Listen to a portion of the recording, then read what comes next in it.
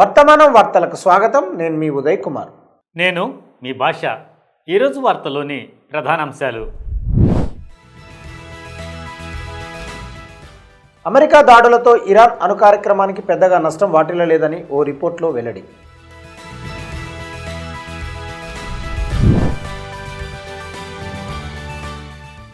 పశువుల అక్రమ రవాణా ఆరోపణలతో దళితులకు గడ్డి తినిపించిన గోరక్షకులు, దోషులపై చర్యలకు రాహుల్ గాంధీ డిమాండ్.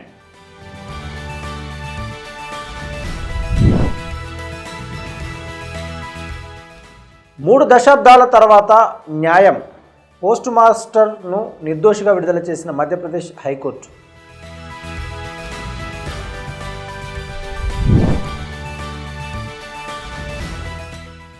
మతపరమైన సమావేశంలో పాల్గొన్నందుకు దళితులపై దాడి చేసిన అగ్రవర్ణ హిందువులు.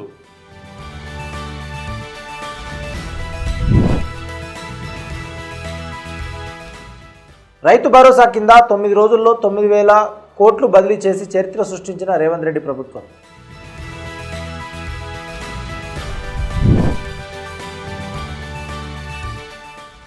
ఇంగ్లాండ్తో జరిగిన తొలి టెస్టు ఓటమిపై ఆటగాళ్లను వెనకొసుకొచ్చిన కోచ్ గౌతమ్ గంభీర్. ఇరాన్ అణు కేంద్రాలపై వారాంతంలో అమెరికా జరిపిన దాడులు టెహరాన్ అణు కార్యక్రమానికి పెద్దగా నష్టం వాటిల్లలేదని ఓ రిపోర్టు వెల్లడించింది. దాడుల కారణంగా ఇరాన్ అణు కార్యక్రమం కొన్ని నెలల పాటు వాయిదా పడిందని అమెరికా నిఘా సంస్థలు ప్రాథమిక అంచనాకు వచ్చాయని ఈ విషయంపై అవగాహన ఉన్న 3 వర్గాలు రాయిటర్స్కు తెలిపాయి.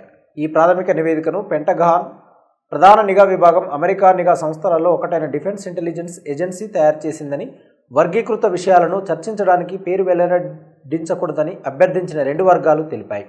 ఇరాన్ అణు కేంద్రాలపై వారాంతపు దాడులు, ఇరాన్ అణు కార్యక్రమాన్ని నాశనం చేశామని ట్రంప్ ప్రభుత్వం మంగళవారం యుఎన్ భద్రతా మండలికి తెలిపింది. అయితే ఈ వాదన గతంలో ట్రంప్ చేసిన వాదనకు విరుద్ధంగా ఉంది.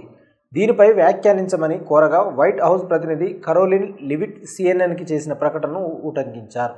మీరు 30,000 పౌండ్ల బరువున్న 14 బాంబులను వారి లక్ష్యాలపై ఖచ్చితంగా వేసినప్పుడు ఏమి జరుగుతుందో అందరికీ తెలుసు. మొత్తం నిర్మూలనే అని ఆమె అన్నారు. ఇరాన్ అణ్వాయుధాన్ని అభివృద్ధి చేయకుండా నిరోధించడానికి దాడులు అవసరమని ట్రంప్ అన్నారు. ఇరాన్ అలాంటి ఆయుధాన్ని కోరుకోవడం లేదని ఖండించింది. తమ అణు కార్యక్రమం శాంతియుత ప్రయోజనాల కోసమని చెబుతుంది. ఈ మేరకు రక్షణ కార్యదర్శి ఫిట్ ఎగ్జెత్ మాట్లాడుతూ దాడులతో ఇరాన్ అణు ఆశయాలను నిర్మూలించామని అన్నారు. పేరు వెల్లడించడానికి ఇష్టపడని ఒక అమెరికా అధికారి మాట్లాడుతూ నష్టం ఎంత ఉందో అమెరికాకు ఇంకా తెలియదని అన్నారు. అయినప్పటికీ ట్రంప్ ప్రభుత్వం పేర్కొన్నంతగా దాడులు విజయవంతం కాకపోవచ్చునని ప్రాథమిక అంచనా సూచించింది. ఇరాన్ శుద్ధి చేసిన యురేనియం నిల్వలను తొలగించలేదని, వాస్తవానికి ఆ దేశం అణు కార్యక్రమం 1 లేదా 2 నెలలు మాత్రమే వాయిదా పడ్డాయని వర్గాలు తెలిపాయి. అయితే ఇరాన్ అణు కార్యక్రమానికి జరిగిన నష్టం చాలా తక్కువ ఉందనే భావనను పెంటగాన్ తోసిపుచ్చింది. వారాంతపు దాడులు ఇరాన్ అణు కార్యక్రమాన్ని వెనక్కి నెట్టాయని ట్రంప్ చేసిన వాదనలకు ఇంకా ఆధారం లేవని డెమోక్రట్లు అన్నారు. కాగా ప్రతినిధుల సభ, సెనెట్ సభ్యులకు ఈ విషయంపై ఎలాంటి ప్రకటనలు చేయవద్దని ట్రంప్ ఆదేశించడం గమనార్హం. పశువులను అక్రమంగా రవాణా చేస్తున్నారంటూ 2 దళితులపై గోరక్షకులు దారుణానికి ఒడిగట్టారు. వారిపై దొంగతనాన్ని మోపి బాగా కొట్టారు. సగం గుండు గీయించారు. మురికి నీటిని తాపించారు. ఈ ఘటన ఒరిస్సాలోని గంజాం జిల్లాలో చోటు చేసుకుంది. ఇందుకు సంబంధించిన వీడియోలు సోషల్ మీడియాలో వైరల్ అయ్యాయి. సామాజిక కార్యకర్తలు, రాజకీయ పార్టీలు ఈ ఘటనపై తీవ్ర ఆందోళన వ్యక్తం చేశాయి. ఈ దిగ్భ్రాంతికరమైన సంఘటనపై లోక్సభలో ప్రతిపక్ష నేత రాహుల్ గాంధీ మండిపడ్డారు. దోషులపై చర్యలు తీసుకోవాలని డిమాండ్ చేశారు. దళితులపై ఈ విధంగా ప్రవర్తించడం అమానవీయమని కాంగ్రెస్ నాయకుడు అన్నారు. దళితుల గౌరవాన్ని తుంగలో తొక్కే ప్రతి సంఘటన బాబాసాహెబ్ రాజ్యాంగంపై దాడి, సమానత్వం, న్యాయం, మానవత్వానికి వ్యతిరేకంగా కుట్ర అని రాహుల్ అన్నారు. బీజేపీ పాలిత రాష్ట్రాల్లో ఇటువంటి సంఘటనలు సర్వసాధారణం అయిపోతున్నాయి. ముఖ్యంగా ఒడిశాలో ఎస్సీ, ఎస్టీలపై దారుణాలు పెరిగాయి. నేరస్తులను అరెస్ట్ చేసి కఠినంగా శిక్షించాలి. దేశం మనుస్మృతి ప్రకారం కాదు, రాజ్యాంగం ప్రకారం నడవాలని రాహుల్ గాంధీ అన్నారు. బాధితులు సింగిపూర్కు చెందిన బులు నాయక్, బాబుల్ నాయక్ తమ కుమార్తె వరకట్న ఒప్పందంలో భాగంగా హరిపూర్ నుండి ఒక ఆవు, 2 దూళ్లను కొనుగోలు చేసి ఆటో రిక్షాలో తమ గ్రామానికి తీసుకెళ్తూ ఉండగా కరిగుమ్మ వద్ద గోరక్షక బృందం వారిని అడ్డగించి బాగా హింసించింది. గాయాలతో వారు ఎలాగోలా అక్కడి నుంచి తప్పించుకుని తమ గ్రామానికి చేరుకున్నారు. స్థానిక ఆసుపత్రిలో ప్రాథమిక చికిత్స పొందిన తర్వాత వారు తరగట్ పోలీసులకు ఫిర్యాదు చేశారు. ఈ వార్త ఊరంతా వ్యాపించడంతో గంజాం యూనిట్ దళిత మహాసభ నాయకులు సింగిపూర్కు చేరుకుని నిరసన చేపట్టారు. బీజేపీ పాలనలో దళితులపై పెరుగుతున్న దారుణాలపై ఆందోళన వ్యక్తం చేశారు. ఈ సందర్భంగా గంజాం ఎస్పీ మాట్లాడుతూ హరిగుమ, జహాదా గ్రామస్తులు కొందరు పశువుల అక్రమ రవాణా అనుమానంతో బాధితులపై దాడి చేశారని తెలిపారు. వారి ప్రధాన లక్ష్యం డబ్బు వసూలు చేయడం. బాధితులు డబ్బు చెల్లించకపోవడంతో నిందితులు వారిపై దాడి చేశారు. ఇప్పటి వరకు 9 మందిని విచారణ కోసం అదుపులోకి తీసుకున్నారు.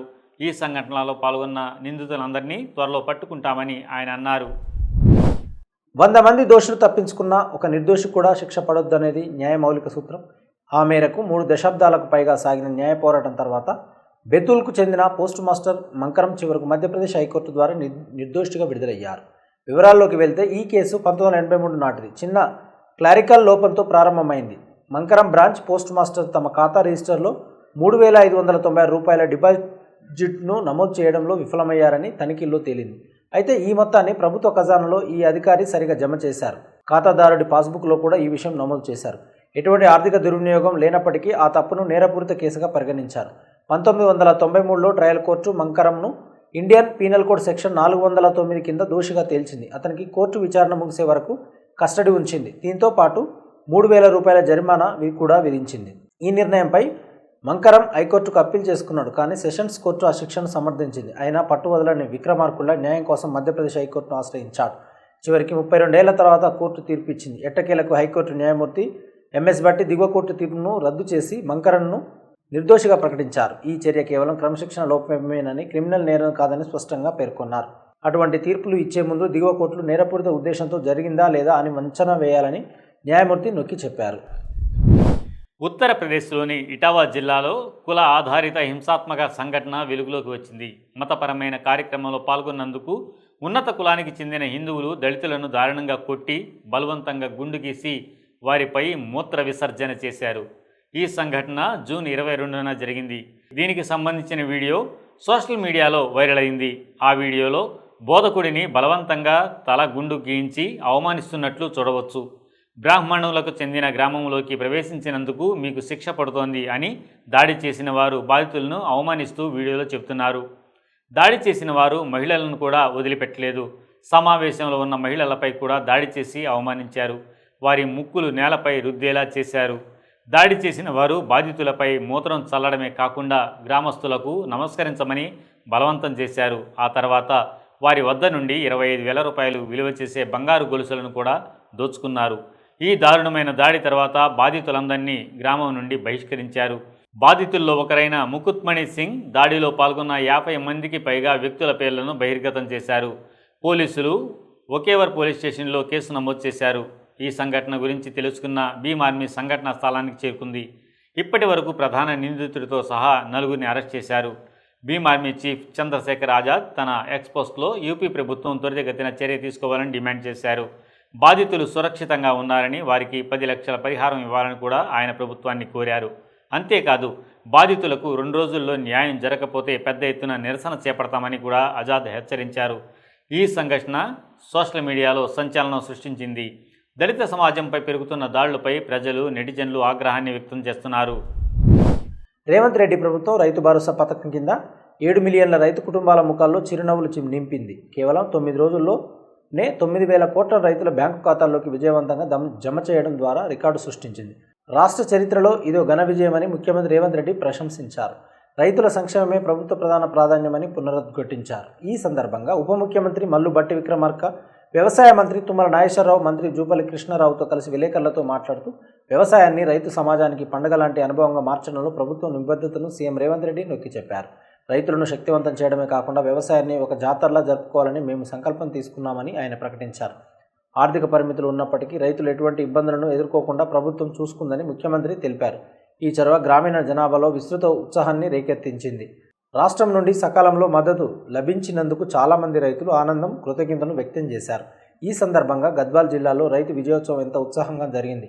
వివిధ రైతు వేదికల వద్ద రైతులు స్వచ్ఛందంగా సమావేశమై తమ ఖాతాలకు ఆర్థిక సాయం వేగంగా అందడాన్ని ఒక వేడుకలా జరుపుకున్నారు. జిల్లా అంతటా సానుకూల వాతావరణం స్పష్టంగా కనిపించింది. ఈ సందర్భంగా జోగులాంబ, గద్వాల్ అదనపు జిల్లా కలెక్టర్ లక్ష్మీనారాయణ, జిల్లా వ్యవసాయ అధికారి సక్రియ నాయక్తో కలిసి గద్వాల్ మండలంలోని పూడూరు వ్యవసాయ క్లస్టర్ రైతు వేదికలో జరిగిన వేడుకల్లో పాల్గొన్నారు.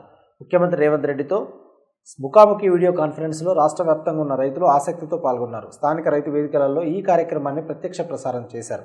అక్కడ రైతులు ముఖ్యమంత్రి ప్రసంగాన్ని శ్రద్ధగా విన్నారు. రాబోయే దశాబ్దంలో తెలంగాణ వ్యవసాయ భూభాగాన్ని సంబురాల ప్రదేశంగా మార్చాలన్న లక్ష్యాన్ని రేవంత్ రెడ్డి ప్రభుత్వం నిర్దేశించుకుందని అన్నారు.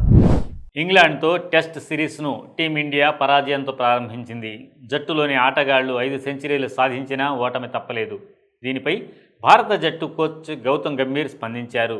విలేకరుల ప్రశ్నలకు ఉత్సాహంగా బదులిచ్చారు. ఆటగాళ్లను వెనకేసుకొచ్చారు. మొదట లోయర్ ఆర్ట్ బ్యాటింగ్ తీరుపై వచ్చిన ప్రశ్నలకు సమాధానంగా భారత టైలెండర్లు త్వరలోనే పుంజుకుంటారని మద్దతుగా నిలిచాడు.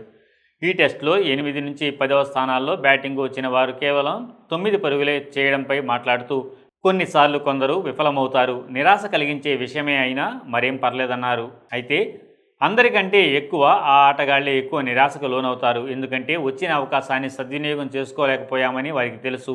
ఒకవేళ మొదటి ఇన్నింగ్స్లో మేము 570 నుంచి 580 పరుగులు చేసినట్లయితే మా పరిస్థితి మరోలా ఉండేదని అన్నారు. ప్రతి ఒక్కరూ నెట్స్లో తీవ్రంగా శ్రమించారు. అయితే అన్నిసార్లు అనుకున్న ఫలితాన్ని రాబట్టలేకపోవచ్చు. స్పెషలిస్ట్ బ్యాటర్లు కూడా విఫలమయ్యారు.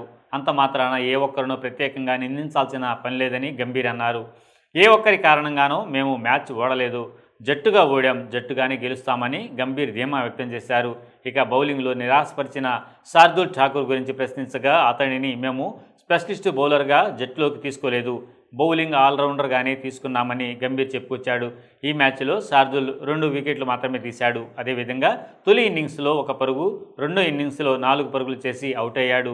ఇక శుభమన్ గిల్ కెప్టెన్సీ గురించి అడగ్గా గిల్ కెప్టెన్గా తొలి మ్యాచ్లోనే సెంచరీ కొట్టాడు. భవిష్యత్తులో విజయవంతమైన కెప్టెన్గా ఎదిగేందుకు కావాల్సిన లక్షణాలన్నీ అతడిలో ఉన్నాయి. మనం చేయాల్సిందల్లా గిల్కు కాస్త సమయం ఇవ్వడమేనని గంభీర్ అన్నాడు. వాస్తవ వార్తలకు టీవీ వర్తమానం.